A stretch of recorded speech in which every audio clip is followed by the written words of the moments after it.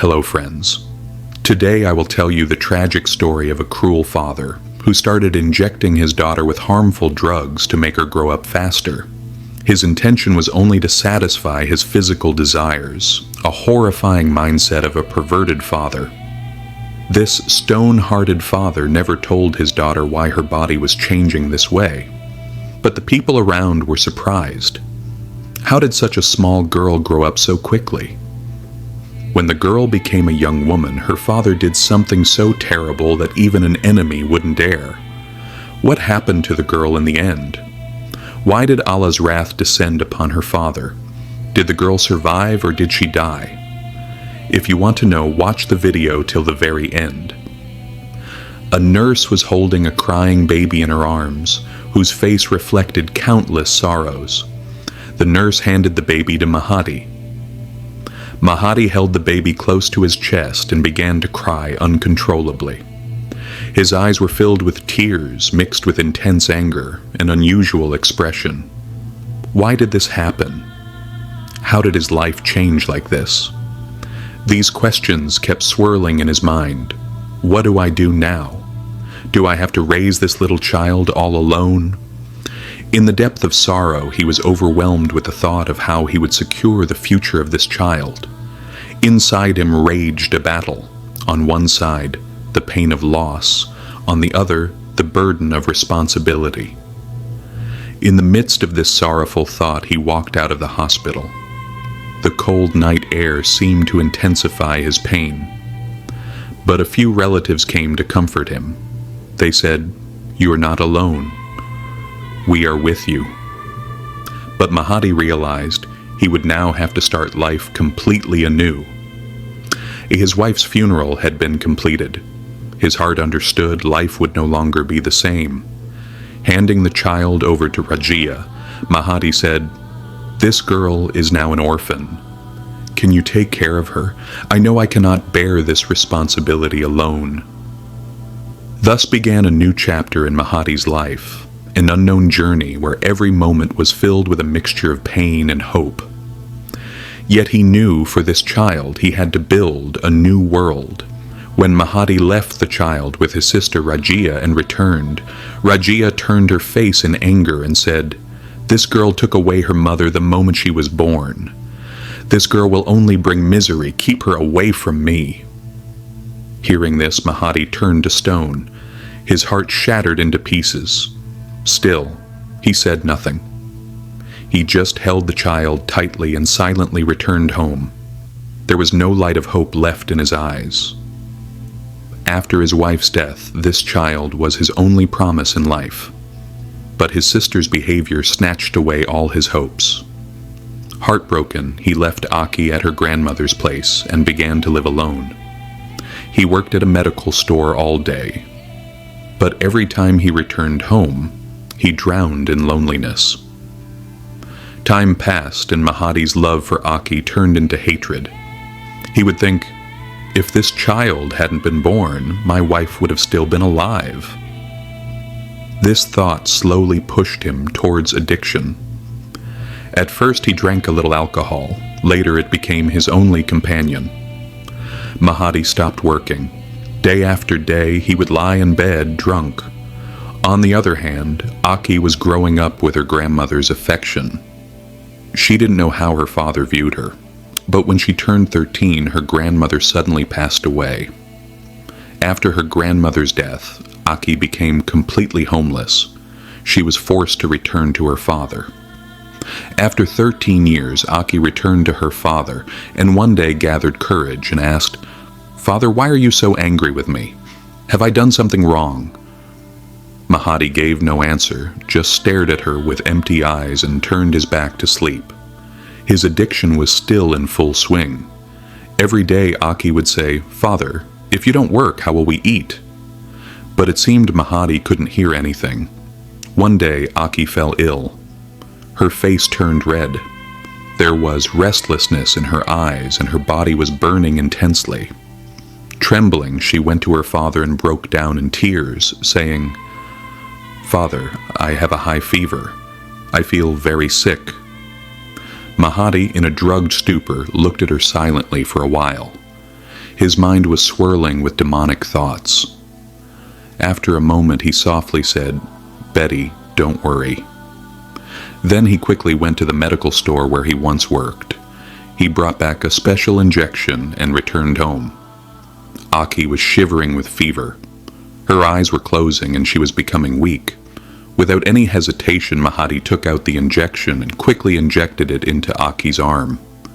After the injection, Aki fell on the bed. Her body went numb and she was struggling to breathe slowly. Mahadi was sitting on one side watching her. Then slowly a strange smile appeared on his face. At first Mahadi was smiling softly. Gradually it increased and suddenly he started laughing loudly. In his eyes there was a strange lust. He kept spinning the injection bottle in his hand over and over again. As time passed, strange thoughts were running through his head. The night passed. Morning came. Aki opened her eyes, feeling extreme weakness in her body. The intensity of the cold had sent shivers throughout her body. Her fever was so high that she couldn't get up from the floor. But Mahadi didn't stop there. As usual, his evil took a more terrifying turn. He made Aki take such medicines every day, which caused her to suffer from high fever. Then again, he would inject her. Every time he said, "Don't worry, dear, you will get well very soon." But Aki never got better. Rather, strange changes started appearing in her body. Today was just like that same day. Mahadi called Aki. "Dear, cook something nice tonight." "My special friend is coming to our house tonight," Aki asked in surprise. "Which friend, father?" Mahadi smiled and said, "You saw him when you were little. He fed you a lot, loved you a lot. Today he's coming straight to our house from Islamabad. That's why I said prepare the food well." Aki lowered her head and quietly went to the kitchen. That day the weather started to get worse. The night scene was cold and foggy. Suddenly, in the darkness of the night, there was a knock on the door. Mahadi quickly opened the door. In front stood a man who was about Mahadi's age. Both of them were nearly 50 years old. Seeing him, Mahadi hugged him with excitement. The man said with a laugh, "Hey brother, will I just stand at the door or will you invite me inside?" Mahadi laughed and said, Come inside." Both of them entered the house. Mahadi immediately called Aki. "Dear, quickly bring the food. My friend is very hungry." After a while, the door opened, and Aki entered with the food tray. Mahadi's friend's eyes fell on Aki. He suddenly seemed stunned. There was a flash in his eyes as if he got lost in some unknown world. Without looking at the food, his full attention went toward Aki. There was a strange glow in his eyes, as if he was searching for some hidden mystery. On his lips was an unnatural smile, as if it reflected an inner greed. Aki knew nothing, but Mahadi understood everything. The sign of intense anger was clear in his eyes. Mahadi immediately knocked his finger and said in a stern voice, "Where are you lost, Momin? This is my daughter, Aki." Momin suddenly snapped out of it. He came back to reality. But with discomfort, he smiled and said, "Oh, isn't this the same girl I once used to feed with my own hands? But how did she grow up so fast? Seems like at this age..." His words were flowing out. There was a strange tone in his voice. Mahadi quickly tried to shift the attention toward the food. "The food is getting cold. Come, let's start eating." But Momin was still looking at Aki. Then, after thinking for a while, he said, "Tonight I will stay here." A slight discomfort appeared on Mahadi's face, but he quickly composed himself and said, "Momin, I have urgent work tonight. I won't be at home. My daughter will be alone, so you must leave tonight." Momin again looked at Aki with a greedy gaze, as if he wanted to say something. That night his father's friend left, but there was a certain lust in his eyes. After seeing off his friend, Mahadi entered the house. He saw Aki's face had dried up. Her body was trembling and her eyes were filled with strange fatigue. "Father, I told you I have a high fever. Didn't you bring any medicine for me?" Aki spoke in a tone of pain. There was a kind of fear in her voice, as if she knew something bad was about to happen.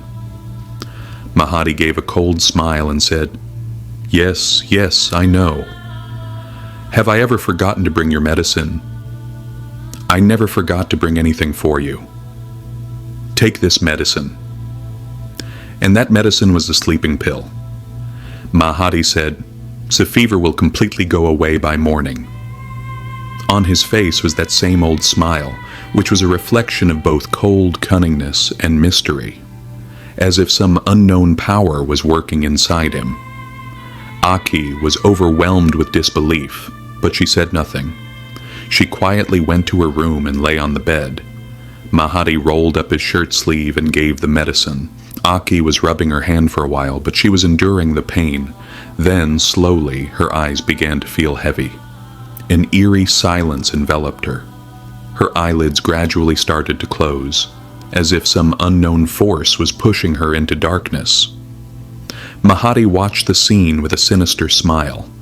This was the result of his long-standing plan, which he had been meticulously executing for 2 years. Tonight, his dream was about to come true. He took out that special injection from his pocket. It was a strange, powerful injection, a secret synthetic drug that could have bizarre effects on the human body. He had obtained it years ago while working at a pharmacy. But his real intention was to experiment with it on Aki. Aki felt that something strange was happening to her body, yet she couldn't comprehend it. For the past 2 years, Mahadi had been subjecting her to transformations. Her face, skin, body, everything was changing unnaturally. But she couldn't understand anything. Her body seemed no longer under her control. Mahadi carefully disposed of the injection, leaving no evidence.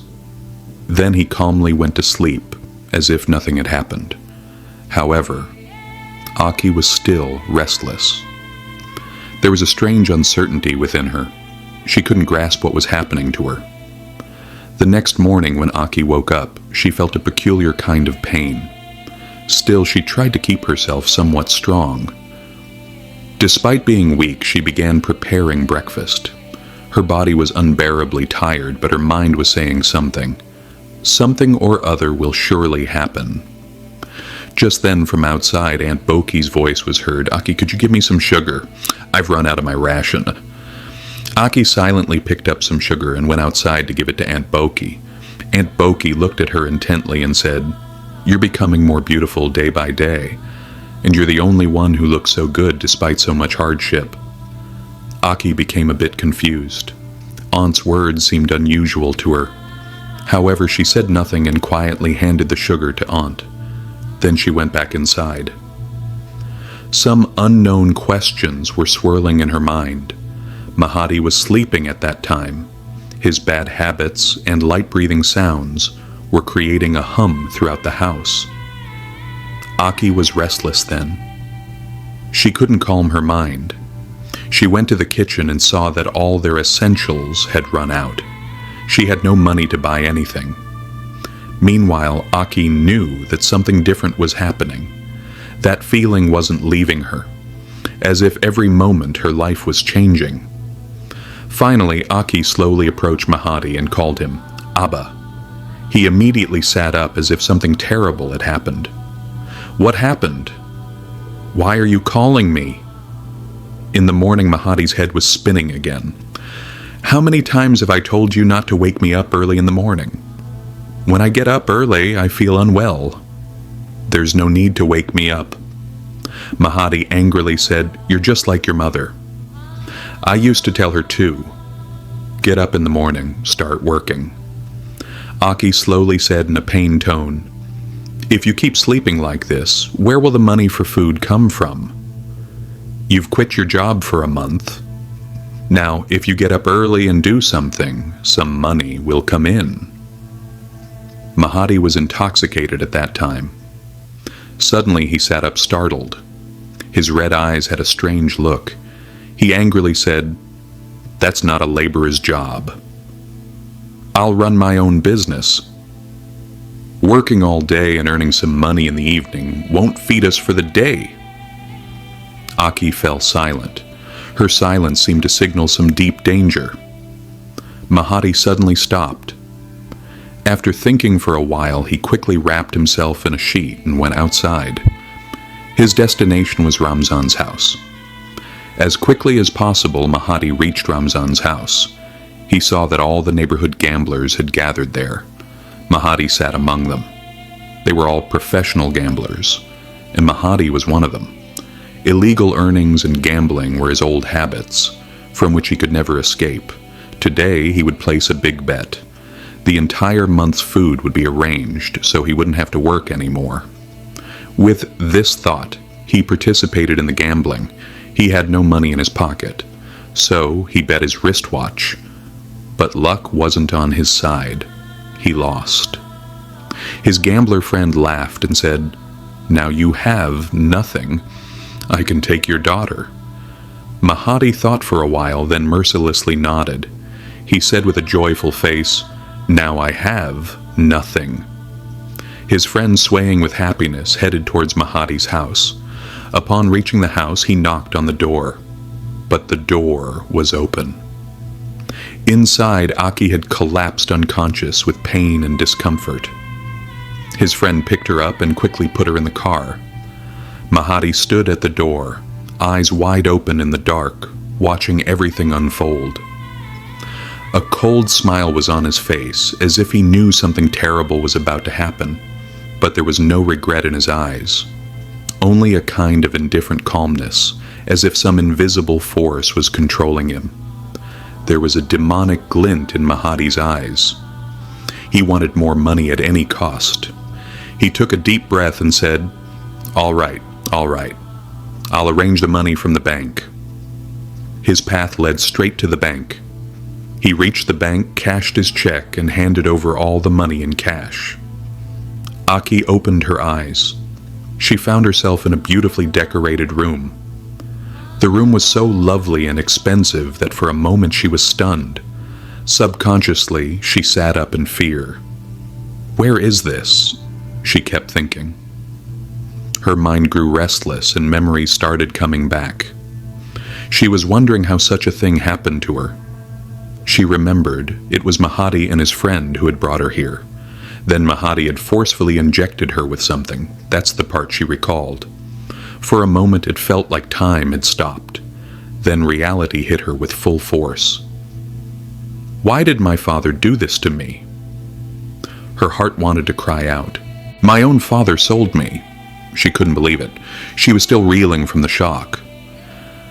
Just then the door to the room opened. Her father's friend entered the room. He locked the door behind him. Now he stared at Aki with a wicked look. Aki trembled in fear. A cold chill ran down her body. Her hands and feet began to shake and her whole body shivered. She said aloud, "No, let me go.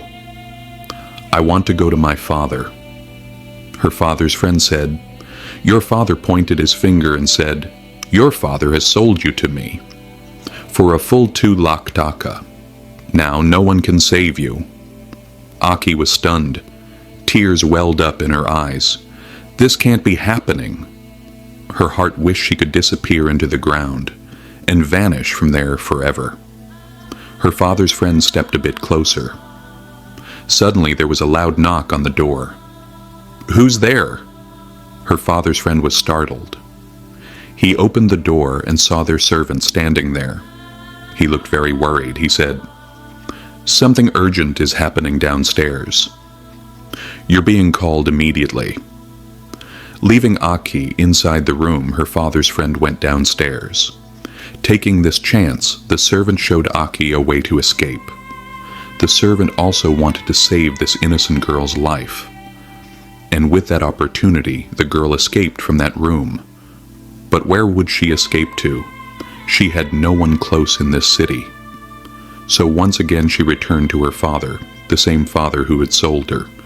Her father was shocked to see her. He exclaimed, "How did you get here?" Then the girl slapped her father hard on the cheek and said, What you've done is unforgivable. I now feel hatred for you. I'm ashamed to call you father." Saying this, the girl went into her room and locked the door. Meanwhile, her father's friend started looking for her, but he couldn't find her anywhere. Finally, he came to Mehdi to ask about the girl. Her father, crying, said, "I sold my daughter to you. What you've done to her, you know best." But the girl was still locked inside their house. Not finding her, the friend left. And just like that, several days passed. Her father kept thinking, "I've got lots of money, and I've also got the girl. So what's there to worry about?" And just like that, he kept sinking deeper into alcohol and drugs. Eventually, the money he got from selling his daughter was all gone. Now he had become so addicted that nothing gave him joy without drugs. So he came up with a new plan. This time he wouldn't sell the girl. He would use her as a product. So he made a proposal to his gambling friends. He said, "My daughter is at home. If you spend one night with her, you must pay me this amount." Everyone was eager to spend a night with a young woman. So many of them agreed. And so, in exchange for money, one by one, the friends spent the night with the girl. Many nights passed like this. The girl, helpless, couldn't even scream, because if she did, the neighbors would find out. Her father's crimes would be exposed, so she kept quiet. She endured all the pain. And in this way, from mental and physical torture, the girl died. Meanwhile, her father, out of greed for money, drowned himself further into addiction. As a result, he too eventually died. After death, his grave became terrifying. The villager said, "This was Allah's wrath." Friends, we must learn a lesson from this story. That is, we should keep an eye on our neighbors, especially if a father and daughter are living alone and the girl is young, because such incidents are happening all around us. We are now living in the end times, an age where even daughters are not safe from their own fathers. May Almighty Allah protect us all from such evil deeds. Ameen.